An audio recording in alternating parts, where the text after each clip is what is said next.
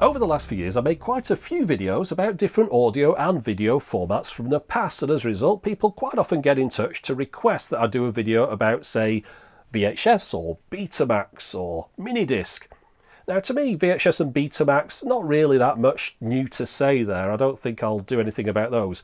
Minidisc, well, I know it wasn't as popular in the US as it was in Europe and Japan, so maybe I'll have a bit of a different perspective on it for some of the viewers, but to me, it was a format I used every day during the 1990s to carry my music around, so I'm very familiar with it. It's not that exciting to me. It's a little bit like asking me to review a car that I had 20 years ago.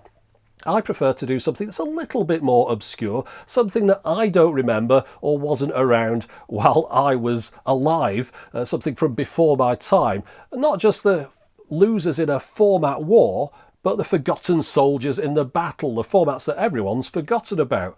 So that's why today we're going to be taking a look at the RCA Victor Tape Cartridge system.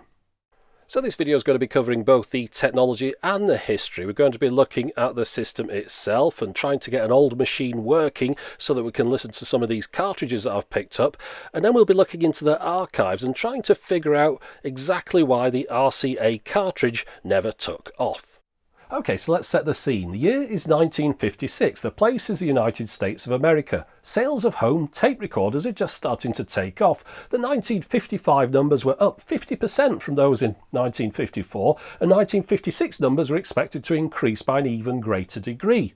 The tape machines that people were using in their homes contained 7-inch reels with 1/4-inch tape on them, which contained 2 tracks and was run at 7.5 inches per second. Now, most of the machines in people's houses were mono machines, so those 2 tracks on the tape contained 2 separate programs. However, stereo machines were just starting to gain a bit of ground, so they used the same 2 tracks, but split them into left and right stereo. Now, RCA Victor was a big player in the market for both the pre-recorded tapes as well as the tape recorders themselves. However, they thought there might be a little bit of a barrier of entry to your average consumer, that tape machines were a little bit daunting.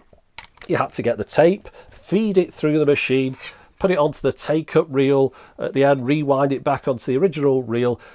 They thought that more people would take up tape if they could package it in a more convenient format. So that's what they set their engineers about doing. They set them off with the task of making cassettes, or cartridges as they called them, that held tape. Now, one of the issues that they were having at the time in 1956 when that article was published was trying to get enough playtime out of a cartridge. They wanted 30 minutes worth of playtime with the tape running at 7.5 inches per second. However, move forward in time another couple of years to 1958 and it's clear that the RCA engineers have managed to overcome whatever technical difficulties they were having, because they're able to now demonstrate a pre-production version of their cartridge system to enthusiast magazines like Popular Science. It's still a few months away from release and it finally comes out in the middle of 1959 amongst a lot of fanfare, publicity and magazine advertisements. Now, a while ago I did a video about the 3M Cantata background music system. This is the largest music cartridge system ever made. Now, in that video I pointed out that the tape in here runs at a rather slow 1 7/8 inches per second, which wasn't really good enough for high quality music reproduction. Of course, it didn't matter because this is a background music system. But plenty of people got in touch with me after that video to say, hold on a minute, 1 7/8 inches per second? That's the exact same speed that the tape runs at in the compact cassette. So why doesn't it sound good in the 3M Cantata? Well, the reason is technology and time. You see, technology improves over time. So the tape technology that was available when the 3M Cantata came out isn't as good as the tape technology you get in a 1990s compact cassette player. Now, when the compact cassette came out in the early 60s, it was only good enough for dictation, mono sort of spoken voice type stuff. In fact, I've even got a clip from a Billboard magazine from 1971, I think it is, where they're still saying that they don't really think it's up to the task of playing back music. Now I'm going to jump in and correct myself here. It's from November 1972's issue of Billboard magazine. So we're almost in 1973 and they're saying cassette isn't really up to the task of playing music. Albeit the people who are saying it are the people running the company making 8-track cartridges. So you've got to assume a little bit of bias there. Anyway, back to me again. Now, it always ran at the same speed all the way from the early 60s up to the present day. So what happened? Well, tape formulation technology improves over time, as does tape head technology and all the other technology that's involved in a cassette tape deck, as well as in the duplication of the tapes originally themselves. Now, this is the same issue that they were having a problem with at RCA Victor. You see, these reels run at, as we said, 7.5 inches per second. So 2 of those look like that. Well, that's quite a big cassette tape, or cartridge as they were calling them. So how did they go about shrinking this down while still maintaining decent sound quality? Well, let's go over to RCA themselves and let them explain it to you. The old reel-type stereo tapes carried 2 sound tracks, one for each speaker system. The new cartridge tape carries not just 2, but 4 tracks. 2 in each direction for stereo, or 4 tracks for monaural, giving twice the playing time for the same length of tape. On the old type tape recorders, the slowest speed at which music could be satisfactorily recorded and played was 7.5 inches per second. But now, high-fidelity music at the new low speed of only 3.75 inches per second, made possible by the development of precision-controlled RCA Victor sound heads and precision-balanced motors, the product of 4.5 years of research. Now, there's quite a few things when you look at this that look familiar when you think about Philips compact cassette, which came later than this. For example, on the top, we've got little write protect notches that you clip out when you don't want the tape to be recorded over. Even the design of it kind of looks familiar. We've got these little windows at the side so we can see how much tape's in it rather than one in the middle. We've got the 2 reels here with a different kind of mechanism for turning them, but still very familiar looking. And there's more to it than that. In fact, if you just want to look at this little clip out of that video here, there's another feature that this does which you'd associate more with compact cassette. The new RCA Victor Deluxe models include the completely automatic features of reversing and shutting off, playing up to 2 hours of music at the push of 1 button, making it unnecessary even to turn the cartridge over. Presto, tape reversed, soundhead switched to the B track, all without the touch of a hand. Yep, that's right. You could have had an auto-reverse tape deck in the late 1950s. So a lot of the technology that's associated with a compact cassette can actually be traced back to the RCA tape cartridge. Of course, the family resemblance is undeniable as well. Now, to get this one smaller than this one, all they did was run the tape at half the speed and use tape that was half the width. Now let's just talk about speed for a moment, because when this came out it was running at half the speed of the home reel-to-reel decks. So how did that affect the sound quality? Well, to prove that it sounded good, RCA set up some listening tests where they compared the RCA cartridge to some tapes played at 7.5 inches per second on an Ampex tape machine. And the results weren't exactly in their favour. It says here the tests proved to the listeners that the cartridge didn't have quite as much top and bottom as the open reel tapes playing at faster speeds. Also, some tape hiss was noticeable at low volume levels at the slower speed. Yeah, not exactly a glowing recommendation there. So this video has been assembled over about a year or so. The very first thing I got was this cartridge, which is new old stock. Now this will have been from the later part of the 60s because it's got the RCA logo that was introduced in 1968. It could even have been from the 1970s, this cartridge. The RCA cartridge system was used in schools more than at home. It managed to find a little bit of a niche in educational markets, which I think is where my machine has come from. This is a very basic machine, not the kind of thing you'd normally use for home entertainment. This was the second one I bought. The first one went missing in the post. Anyway, there's the mic input, there's the line input, there's the line output, and then we've got a little speaker switch at the back. But you can see this is a sort of portable machine here. By the way, that's the on-off and volume control on the front. So it's a very simple portable machine, probably used in a school at some point, and these are the kind of ones that you tend to find nowadays. The earlier or posher kind of stereo models you don't tend to see. I imported this from the US, so of course it runs on 120 volts at 60 Hertz. At the back there we've got a control to switch between 3 3/4 inch per second or 1 7/8, which you'd use for speech, the slower one of those two. I'll just show you what it looks like when we put the cartridge on here. There's a mechanism where you push it into the top and that unlocks the reels, lets them spin. It's got a braking mechanism inside it. Otherwise, these little pegs left and right tell it when the cassette has reached the end, or I should say the cartridge has reached the end of the tape. Notice a little metal pin there in that reel. There's not one in that reel. Let me take it off to show you. So these spindles in the middle here, they turn the cassette with just one cartridge with one metal pin in each, and those little metal pins push down inside like that. So if they don't locate in one of the holes the first time, they'll just spin around and then pop up in one of the holes, and that enables the tape to move forward. Now let's just have a look at the rest of this mechanism. So as we push it into the back there, as well as releasing the brake, there's also a little plastic peg to the left of that pin there. You can see it there. That indicates when the tape's had its RetroTech notch pulled out and enables the cassette to be recorded on or not accidentally over recorded. So we've got a record head, a play head, a pinch roller there. Now with this being a very basic machine, there's no fast forward on this one. All I've got is rewind, stop and play. You could get machines with fast forward, of course. And on the left here, that's the record knob there. Doesn't let you turn that at all until that little peg's pushed in at the back like that. Now unfortunately this is a mono machine, which therefore only lets me record on the left and right channels, one or the other, and play left or right. It doesn't let you listen to both at the same time, which is a little bit of a problem. We'll go into that later on. Now a number of months after buying the machine, I was able to get hold of a number of used cartridges.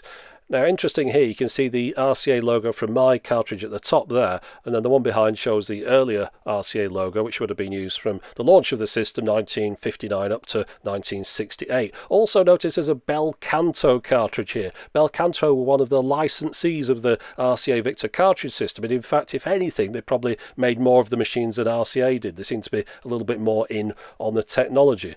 That's a Scotch tape there, that clear one, and then the rest of these are RCA tapes. Now with these being used, somebody's recorded some things on them, and I'd be interested to listen back to those, see if we've found anything interesting.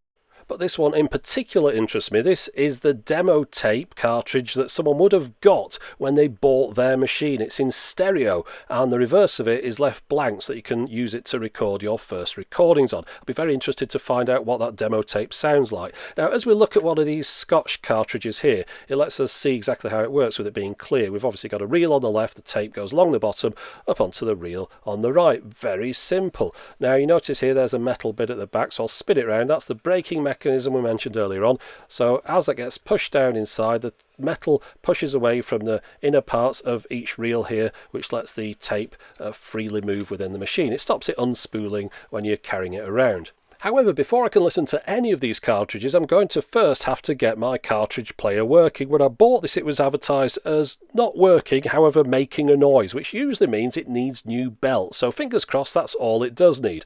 Now this is from the era when the instructions on how to take something apart were actually written on the machine itself. So it's not too complicated doing this. I'll just show you what you have to do. Take the knobs off the front of the machine, take the screw out to the top, take the top panel off the machine, and then there's more instructions behind that to tell you how to remove the tubes or service the tubes. Now it does use tubes inside here, and of course when anything they did go after a while, so you had to know how to replace them. But that says unscrew the 4 red screws, so you can see 1, 2, 3 and 4. So just need to take those out there. So we can pretend we're getting in here to replace the tubes or the valves, but in reality we're getting in here to try and replace the belt. Now you have to move it into reverse, so I'll put the knob back on, and it also says pull the handle out. Now that must be locating on something inside. I found that a cassette and a cassette box were just wide enough to pull it out. So putting it into reverse, and now trying to lift this top off here. But whoops, forgot to take that knob off the side there, so we need to do that. And there we go, we can now lift it up. The next thing we had to do was remove the wires from the speaker, so we just need to just pull those off there, which is simple enough. And now we can just take the entire insides out of the plastic box. Now let's try and figure out what is actually wrong with this. Well, we can see there is no belt in there, which is not unexpected. This is exactly what I thought, but you can see it's from, I think, 1962, I'd guess that. 14th of April 62, that's what I think that means, but maybe I'm just guessing. But yeah, there's no belt in here. You can see where the belt used to be. Look at that sort of black mess on there. That was a belt at one point, but like all rubber belts in all tape machines, they perish over time. So if anyone ever advertises a tape machine as it powers on, it makes a noise, but it doesn't work, then it usually just needs a belt. It's not too difficult in most machines to replace the belt. Trying to find the right length is a bit of a problem. We'll also have to clear all this black muck off these reels here, otherwise it'll all stick together when we try and use it. Now here's how the speeds change. You move that little lever, it moves the belt across between two different wheels on the motor. So what we need to do now, we need to find out how long the belt should be inside this machine. Now with it being an old machine, it's not that easy to find this information out. So I'm going to do it my way. Now I'm sure there's lots of other ways to do this, but this is what I tend to do. I get some of this fabric type tape, so just pull a big strip off there. Now you could do this with string, admittedly, but I prefer to do it with something that's a little bit sticky. It helps it sort of hold into the right positions inside the machine. So what I do is feed this through the machine, going over all the wheels and parts of the machine where the belt would have gone, feed it all the way around and then tear it off. So that's approximately the length that the belt should be. So now I could take that out of the machine and then just measure it with a ruler and then try and find someone that can sell me a belt that is that long. There was one bit of information I didn't have, and it was whether it was a round or a square or a flat cross-sectional belt. I think it's round looking at that notch there, but then I didn't know exactly how thick it was supposed to be either. Anyway, I ordered a belt, and whilst that was on its way to me, I decided to clean up the machine. Now, it wasn't as easy as I thought. This black rubber stuff was completely stuck on here, so the only way to get it off was to scrape it off a millimetre at a time, but I finally managed to do it. So the belt arrived, and I tried it inside the machine. Now notice this is a square cross-sectional belt. It's the only one I could find in the right length. So I thought, well, I'll try this out to start with. To get it on there, you have to take the cover off this one here, so it enables you to get round the wheel itself. That's the big flywheel there, but it went on there fine. The only problem I had was whenever I went in to rewind, it fell off because it was just the square shape of it was not quite right with the machine. So I ended up managing to find somewhere that sold a round cross-sectional one, and that one worked fine. But you can see here where it's supposed to go round inside the machine, but that was the problem there. If I changed speeds, it would also fall off as well. Anyway, we've managed to get it working. I put it all back together twice. You're not going to see version 2, but that's where the belt goes inside the machine. So let's try and play a cartridge. Oh, I also discovered the speaker switch was faulty as well, so I'm going to have to hold that in with a screwdriver.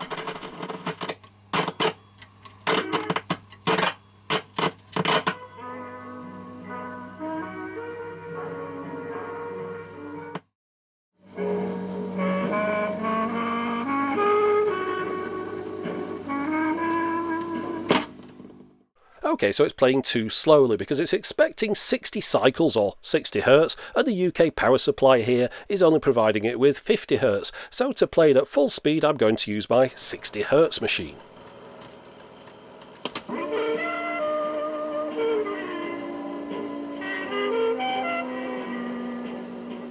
Okay, so finally I've got a working machine, and now I can work my way through these cartridges hoping to find a lost gem. But by the looks of the stickers on them, it seems like they're mostly organ music recorded off the radio. Let's have a listen.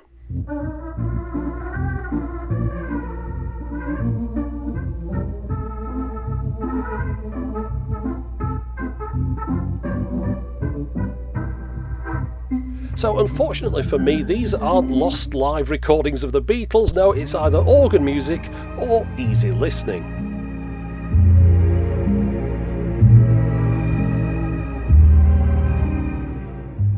The next thing I thought I'd try out is to record something myself. So I got that new cartridge I just unwrapped from the cellophane earlier, put a line into the machine, put the other end into my phone's headphone output, and played that into the machine whilst recording, and then rewound it to the beginning, and the tape fell off the spools. They've dried out and the sticky bit at the end's fallen off. You can tape them back on again, but I decided to use one of the other cartridges. There were quite a number of blank ones, so I could use the middle of this one to record something onto. Let's have a listen.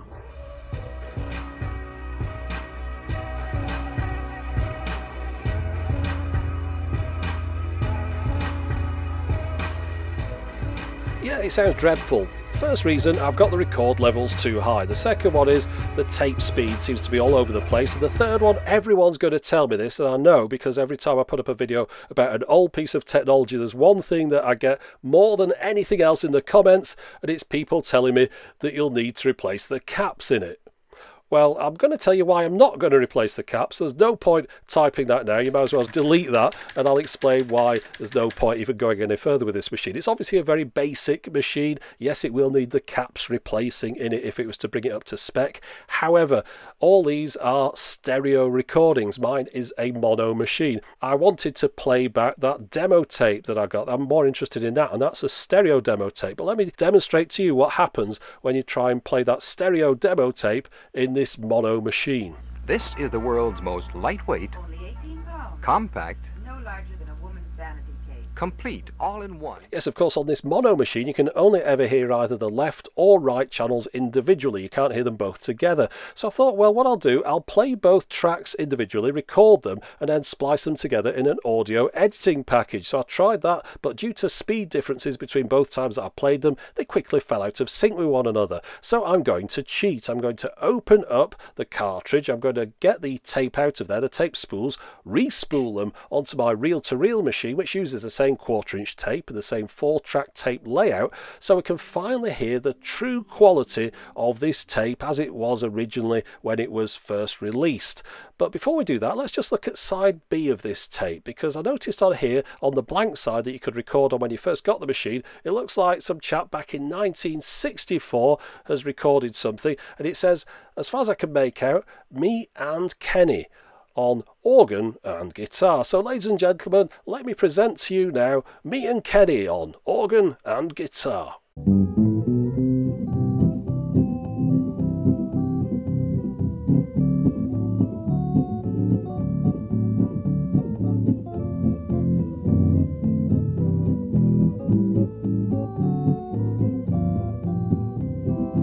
Okay, so perhaps not the best recording, but it does explain to me why the chap was so interested in recording organ music off the radio. It's because he played the organ himself, and presumably he was trying to learn how to play different tracks. Anyway, let's flip the tape over and listen to the demonstration side. Now, I've got some small excerpts from this. It's not the full thing. There's a full 20-minute version that I've uploaded separately. There's a link in the video description, but of course it's full of copyright matches, so I can't play the whole thing here, but let's just have a listen.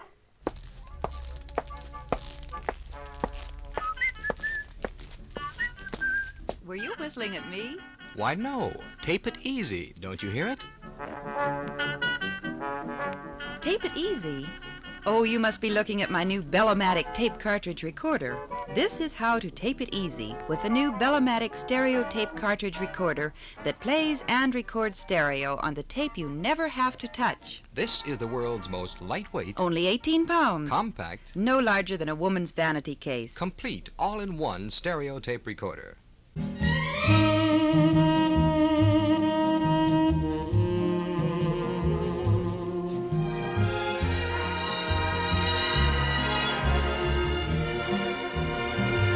Isn't it easy to play stereo on the Bellomatic tape cartridge recorder?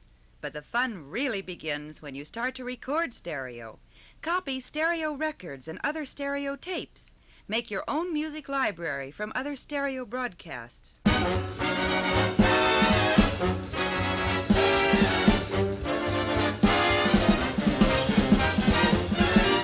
These musical selections are from the Bel Canto Stereo Music Library. Popular, classical, and jazz, featuring the pick of the country's top recording artists. Tape, as you know, never wears out, so these recordings will always retain their original quality. Let's hear more.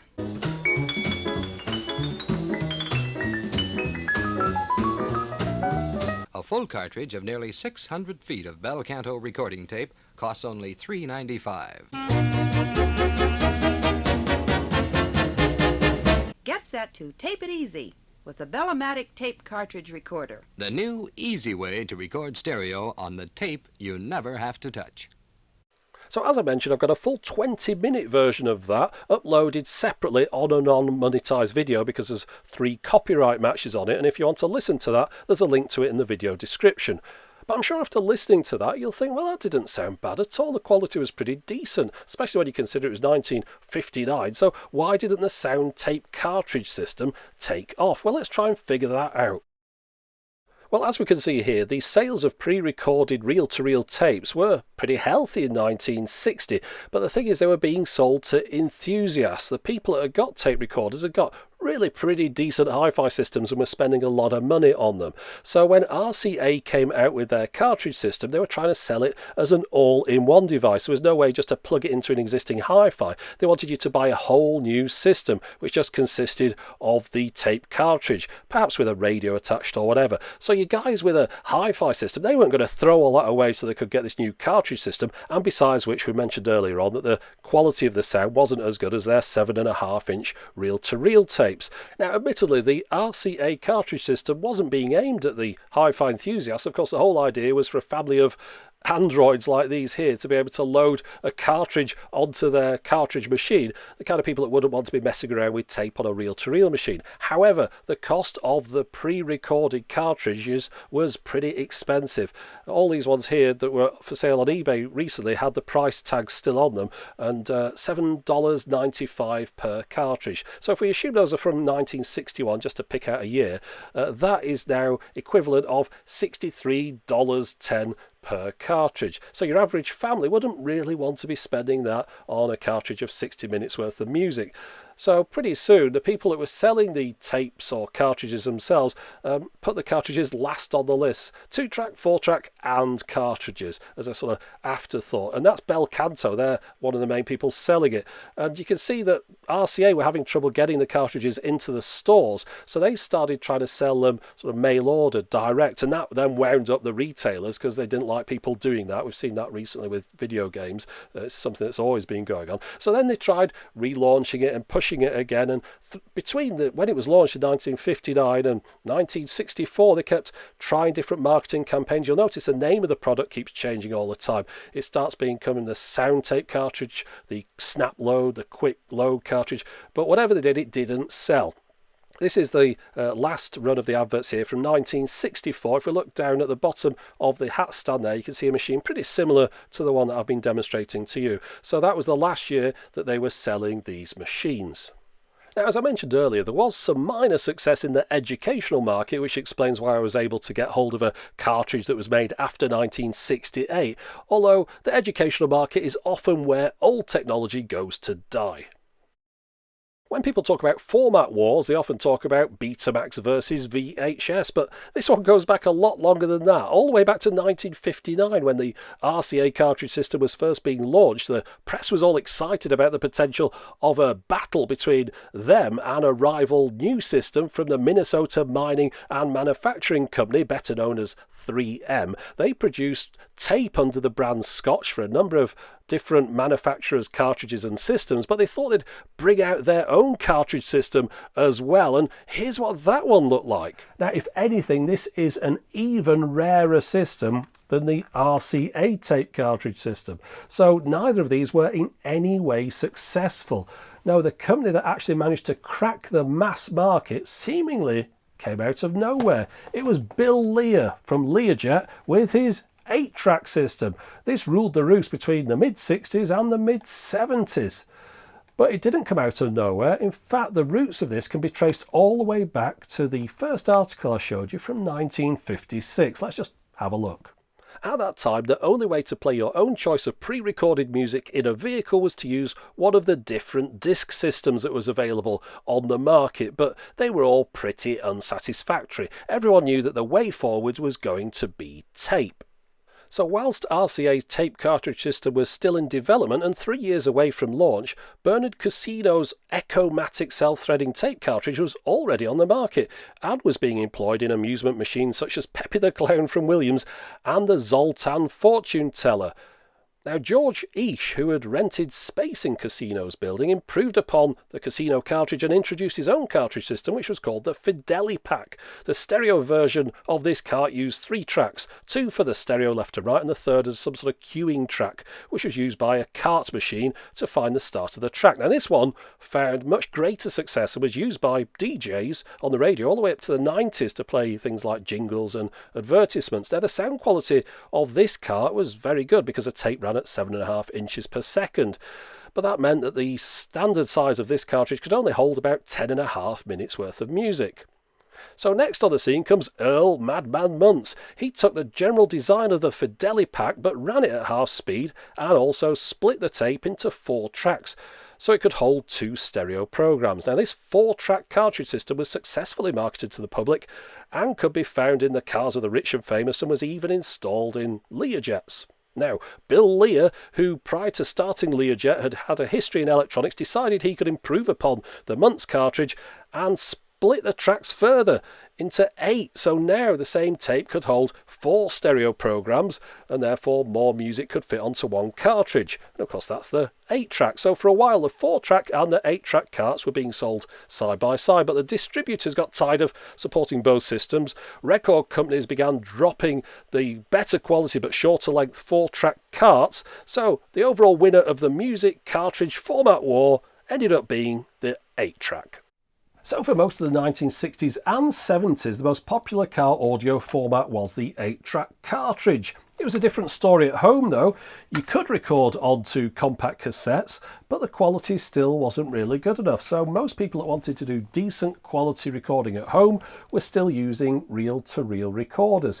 However, these had been influenced by these because the 4-track system that was used on these was now incorporated back into reel-to-reel tape recorders. And more commonly, these now recorded at 3.75 inches per second as well as 7.5 inches per second. Now, Sony looked at this and thought, I've got an idea. What if we could get the quality of the reel-to-reel machine into some sort of cassette type system?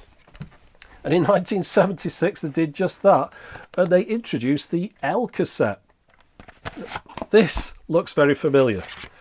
That's an L cassette, and all it is 1/4-inch tape, the same used in the reel-to-reel machine, run at 3.75 inches per second, same as in the reel-to-reel machine, and put into a cassette. In reality, the tape stock in this is quite a bit better. It's more akin to sort of videotape quality, and it's quite a bit thinner than it would be in a reel-to-reel machine because you don't have to handle it, so it's not as likely to snap. However, it is pretty much just the same idea as the old RCA cartridge system. In fact, if you look at the top of this, there's a braking mechanism on these that gets engaged when the cartridge goes into the machine, which enables the reels to spin. That's so they don't unspool when you're carrying it around. Exactly the same thing on the Sony L cassette. Unfortunately, the L cassette was just as big a failure as RCA's attempt at the same thing a number of years earlier. It's a shame because this is a really good format. The quality of this is outstanding. It's as good as anything I've heard, but I've done a video about L cassette. I'm not going to go all over that again. However, it looks like however many times you try and introduce this same idea, it just doesn't work out. So I'd probably recommend that no other manufacturers try and do this one again. But anyway, I hope you've enjoyed having a look at the RCA tape cartridge system. But that's it for the moment. As always, thanks for watching.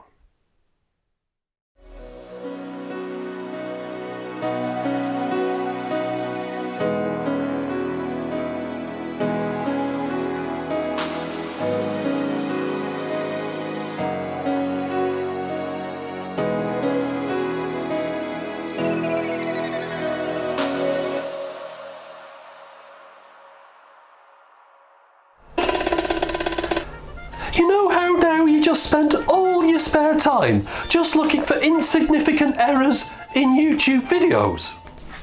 Insignificant? If it wasn't for me, many of these mistakes would go completely unnoticed.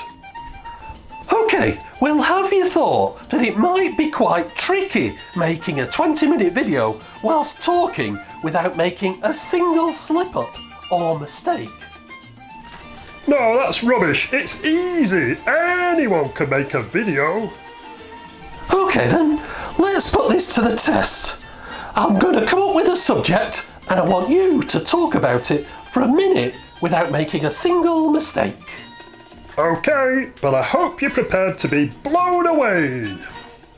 Okay, the subject I choose is Africa. So you've got a minute to talk about Africa, starting now. Okay, Africa is a small country near the North Pole. The capital is Ho Chi Minh City. The people there are called Aborigines and speak Portuguese. Their flag is brown with an orange star, and their only indigenous animal is the Indian elephant, which is a small rodent that lives underwater. Their most famous export is Parma ham, and their year lasts 15 months, 3 of which are in complete darkness. It snows for 6 of the other 14 months, with most of the snow falling on the hottest days of the year. Africa was invented in 1978. Before that it was known as the Isle of Man. Stop! That's enough! There you go, just as I thought. Blown away! You can't handle the truth. Yeah, that's it. Perhaps you should write a book. Oh.